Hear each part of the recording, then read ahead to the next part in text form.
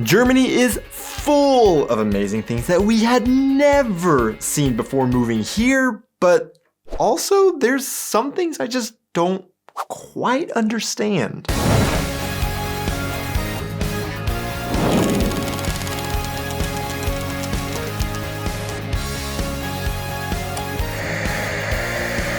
Hey guys, and welcome back to our channel. I am Donnie, and along with my wife Aubrey, we are two Americans currently living in Germany with our baby, sharing all of our experiences living and traveling throughout Europe. We've been living in Germany for nearly 4 years, and in that time, I've been making videos about Germany and German culture compared to what our lives were like in the US. This has led me down an infinite number of rabbit holes over the years as I have sought to figure out why Americans and Germans do the things we do, and why these cultural differences exist. Now, I've learned that neither the US or Germany always owes me an explanation as to why certain things are done, and sometimes there may be some things that Germans or Americans do, for example, well, because that's just the way things are done and always has been. And these types of things in Germany are often the things I don't understand why they are the way that they are based on what I'm used to as an American. And that's exactly what I'm going to talk about today in my video.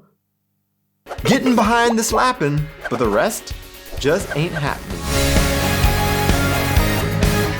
So it's summertime, and summertime in Germany and the US means ice cream. If we were back home in Oklahoma, that would mean going to get ice cream at Roxy's, Capitals, Freezing Cow, Marble Slab, Cold Stone, Boomtown, Baskin Robbins, Sonic, or most likely Brahms. However, in Germany, this means going and getting ice cream at Eiscafé Venezia, Eiscafé Venezia, Eiscafé Venezia, Eiscafé Venezia, Eiscafé Venezia, Venezia, Eiscafé Venezia, or possibly Eiscafé Venezia. It's crazy. No matter what large city or small town you go to in Germany, you're gonna probably find a building with some design of a gondola on it selling ice cream. And it's gonna have that name. And these aren't a single chain. These are just individual ice cream shops that all have the same unoriginal name, and I just don't understand why there doesn't seem to be any creativity with the names of the ice cream shops in Germany. So speaking of the rabbit holes I tend to find myself going down, I started down one on this subject to try and figure out why there is a serious lack of creativity in Germany when it comes to the name of ice cream parlors. Some Germans have tried to explain to me that it's because the Italians invented ice cream, so therefore ice cream shops are Italian themed, of course. But according to an article I found,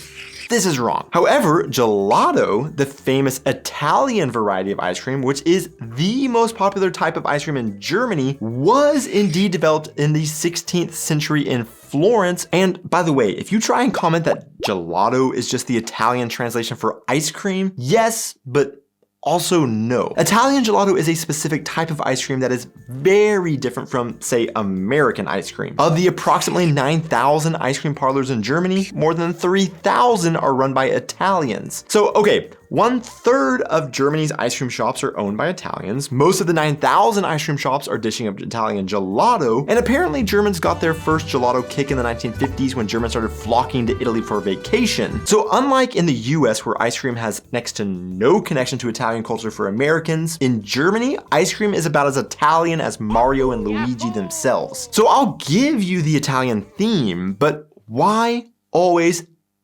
Venezia? Well, I'm not the only one questioning this. In an article from our state's newspaper, they asked this same question. Their explanation? In fact, most ice cream makers in Germany come from the mountains of northern Italy, more precisely from the Dolomite valleys of Zoldo and Cadore, and also from Veneto.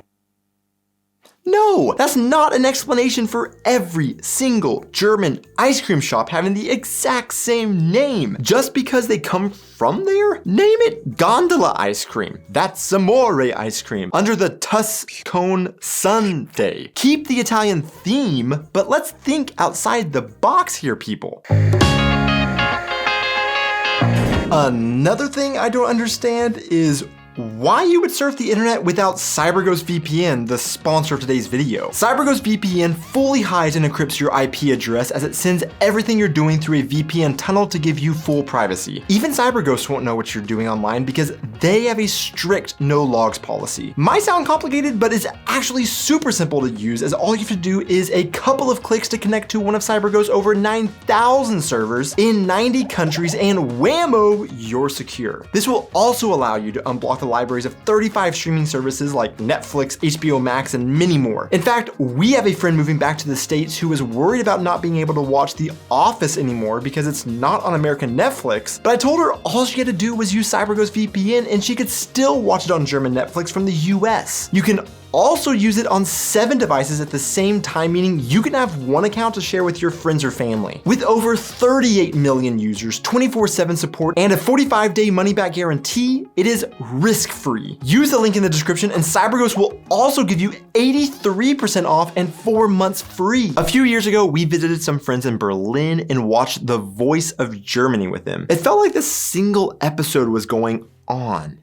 and on and on. Not because we weren't enjoying it, but because it literally was going on forever. In fact, if you look at the TV schedule for Sat.1, you will see this single episode lasted for 2.5 hours. In the US, some shows do have 2-hour finales or specials, but I would say that this seems to be fairly rare or just for special occasions. If we look at the US schedule for the American version of the same show, The Voice, we do see this rarity that aired, but the other airing is the normal 1-hour duration, and that is typically as long as a show will get in the US. Our friends we were watching this show with explained this is pretty normal in Germany, and since then we have noticed it more with even other shows like a single Das große Backen episode, a spin-off of the Great British Baking Show, airing for 2.5 hours weekly. And by the way, if you thought a 2.5-hour episode of a show was long, some of our German viewers brought to our attention shows like Schlag den Raab, which was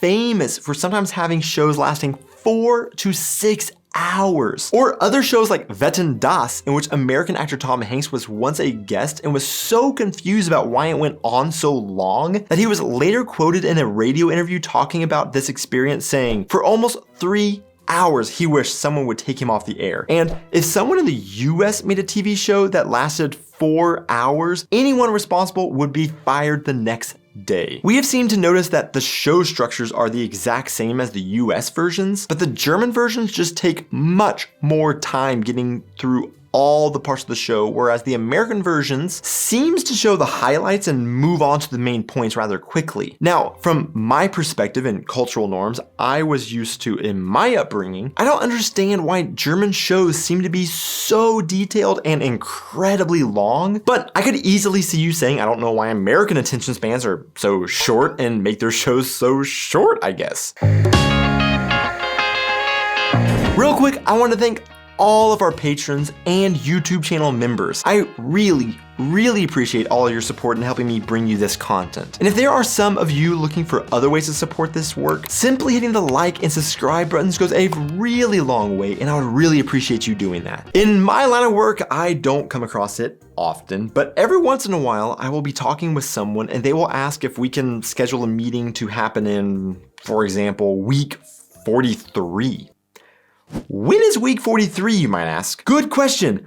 I don't know. Or we've tried to set up doctor's appointments and the receptionist will ask us if we have any free dates and times in week 27. I don't know. What dates are you referring to? To me, this is an overly complicated way of just asking someone to do something on a specific date. So for a quick explanation, the weeks of the year can be assigned numbers based on the start of the year. For example, US Independence Day on July 4th will land in week number 27 this year. Now, there certainly is significantly more to this topic that can make it more complicated to explain, especially considering the US considers Sunday the first day of the week and Germany considers Monday the first day of the week, making it a little interesting as to how the weeks would be labeled with their week numbers if a country didn't follow the international standard as opposed to their national standard. So this way of labeling weeks of the year isn't an exclusively German thing, and other countries like Germany's northern neighbor Denmark is also a big proponent of the calendar week number since they adopted it officially in 1973. An article from the local .dk shares my sentiments with the use of calendar week and numbers by saying, in Anglophile countries, including the United Kingdom and the United States, the convention is not used and weeks are more likely to be referred to loosely as the second week in July. If a specific week needs to be given, it might be written down as a range of dates or something like the week commencing Monday, July 18th. As such, the use of week numbers can be exasperating to people not used to them because they are difficult to connect to an actual date and therefore don't seem to give any kind of useful reference point. They require the extra step of referring to a calendar to look up a date which could have just been given in the first place. Essentially, to me, it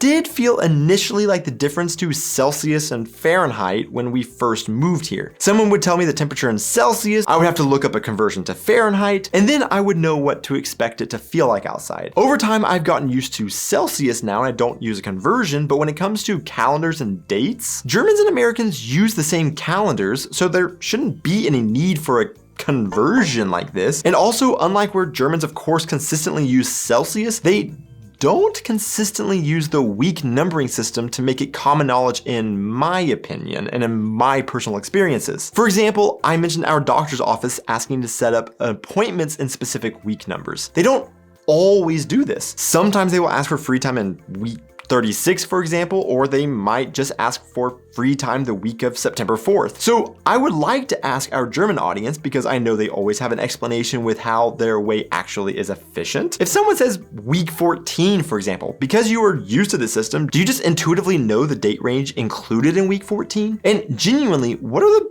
benefits of using this system over simply just saying a date?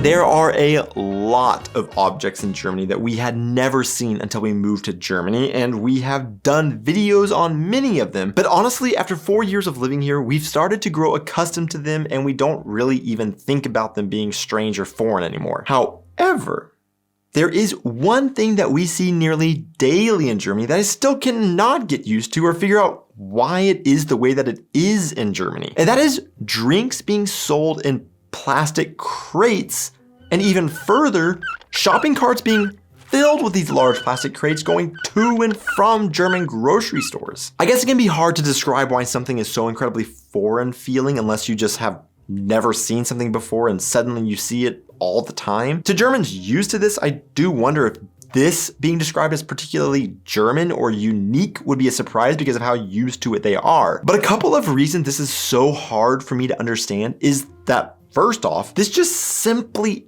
isn't a thing in the US. Drinks are never sold in large plastic containers, with a big part of it being that there is no Pfand system in the US like you have in Germany. So unlike in Germany where you pay a deposit for this crate and then you return it when you are finished to receive your deposit back, in the US you just buy the bottles individually and throw them out when you are done, or you could buy a large quantity that have been shrink wrapped and you throw the shrink wrap away when finished. So there is maybe the other explanation: shrink wrap is extra plastic waste and the reusable plastic crates eliminate that. Well, except in Germany they have the plastic crates and shrink wrap drinks as well that are always stocked in grocery stores. Now, the shrink wrap in Germany normally is just for plastic bottles and the plastic crates are used for glass bottles, which are much more popular in Germany than they are in the US. But still, if you are eliminating that waste created with shrink wrap with glass bottles and crates, why do they still stock both? To be honest, I also have never understood the need to buy such mass quantities of drinks at one time so that you would need a large crate to get your drinks home. Consistently, the thing I see the most are Germans buying large quantities of sparkling water in these crates, and it's easy for me to say as a non-sparkling water consumer that I don't see the point considering the tap water in Germany is piped directly into your home for you and is delicious, but I'm not going to judge somebody else's desire for sparkling water. As you probably saw in one of our recent videos about our American family coming to visit us in Germany, I have a sister and brother-in-law who love sparkling water, and when they were here, they too bought crates and crates of sparkling water. So they got it, even though I still don't. Besides water bottles though, we see Germans buying beer by the crates or soda by the crates, and I don't know, I just don't get it. If we were throwing a party, Sure, but that to me is a niche market and time that we would actually be doing that there wouldn't actually be a need for every grocery store and every Getränkemarkt to stock with as many crated drinks as they do just to service Germans buying large quantities of drinks for parties. So again, this may just be because it is the way that it is, because it's the way that it is and has always been that way. But for me as a foreigner who has never seen something like this, I don't understand it, but I do find it fascinating. To see who made it this far into the video, the random question of the week is, how many types of insurances do you have? Once again, thanks to CyberGhost VPN for sponsoring this video. Don't miss out on using the link in the video description to start surfing the internet safer and unlocking geo-blocked entertainment online for just over €2 per month and with a money back guarantee. Thanks so much for watching, guys. Be sure to hit those like and subscribe buttons, and I will see you in our next video. And these types of things in Germany don't understand why they are the way that they are based on what I'm used to as an American. And that's exactly what I'm going to talk about today in my video after I redo that one part. Italian gelato is a specific type of ice cream that is a very different form